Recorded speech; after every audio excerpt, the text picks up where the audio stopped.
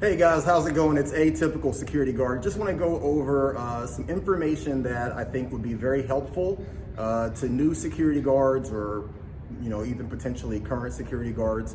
Some of the things that you find, unfortunately, you find out at the worst possible time, right?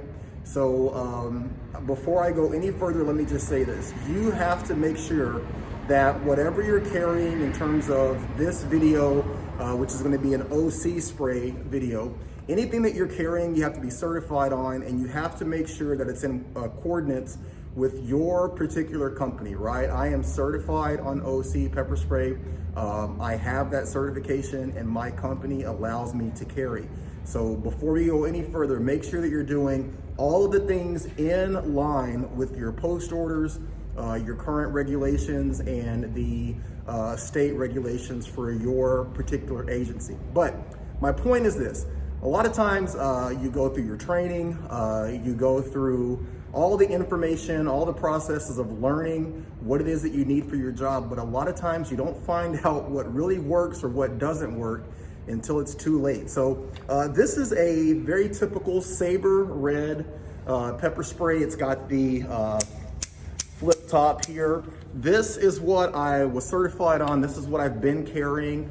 And I have never, really needed to deploy it. And I'm gonna be very honest with you. I pulled this out during a somewhat home invasion. I'm not gonna get into the particulars of that, but living here in Portland, I had someone that actually tried to come through my door, and I had to use this. And when I used it, I got a very valuable lesson. The wind happened to be blowing that night, and when I deployed the pepper spray actually came back into my own eyes. For a brief second, I was blinded. I rammed my leg into a trailer hitch connected to a car that was outside. And luckily for me, I got enough of the pepper spray deployed into the would-be assailant's eyes that he was in a little bit worse shape than I was, but it made me think, if I was in a situation at work and I had to deploy my pepper spray, car going by, had to deploy my pepper spray in that situation, is that what I wanted to happen? So I started looking for something else, but in the meantime, I went to a secondary Sabre red. Now this one, okay, so this has your flip cap. This is one of the Sabre reds that has the twist, right? Twist from right to left. I actually had this while my my primary option that I'm going to go over here was in the mail, because I went through this entire can during the issue with the home invasion. So this was my backup, and I had to use this, potentially use this, the other night while on duty.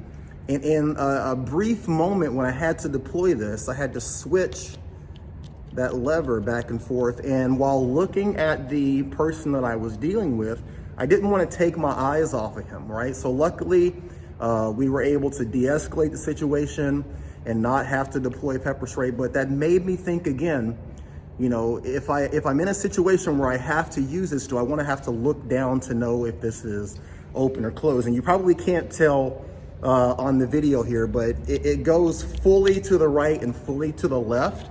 So without looking at it or deploying just a little bit, you can't really tell which position it's in. And I thought that, in a situation where seconds matter, I don't want to be in that predicament. So what do?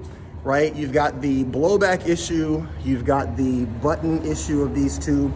So what I have done is gone to the Mace brand pepper gel, right? Now you can see that this is the large canister.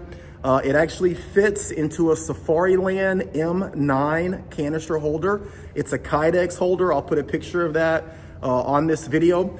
But you can see this is the actual law enforcement size canister with the large deployment button here. So there's a lot of mace in this, and it comes out in a, it comes out in more of a gel form, right? So there's no potential, I guess there's always a little potential, but no real potential of having it blow back into your own eyes. And it's got a kind of a sticky viscosity. If you've ever shot the mace gel, it comes out and it kind of splats on the area that you're going to be deploying it.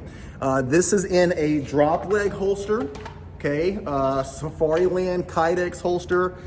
You can see in the picture how that hole's set up. And again, this is something that my company is okay with me wearing and carrying, and I am certified on it. So make sure if this is a direction that you want to go, that's something that is allowed with your company. But again, I just wanted to make this brief video because I thought that was extremely telling in that one situation with the person where I actually deployed the pepper spray and had the blowback into my own eyes. In that second situation, while I was waiting for the gel to come in, where I needed to potentially deploy that pepper spray and I wasn't quite sure right or left where it was, if it was dead center in the middle, and if I would have needed it, would I have been able to deploy it quickly and efficiently. So I feel like moving to the gel for me personally, I like the size of the canister.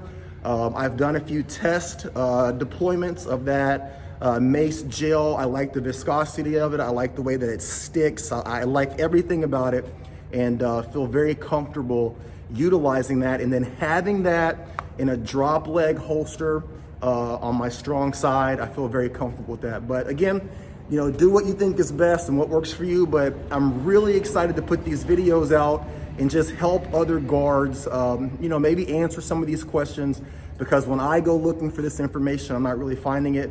And what you don't find, you can always create. So, hey, thanks for stopping by. If you have any questions, any comments, drop them below. And I'm here to help, and hope you guys are all out there being safe and making money, okay? Be great.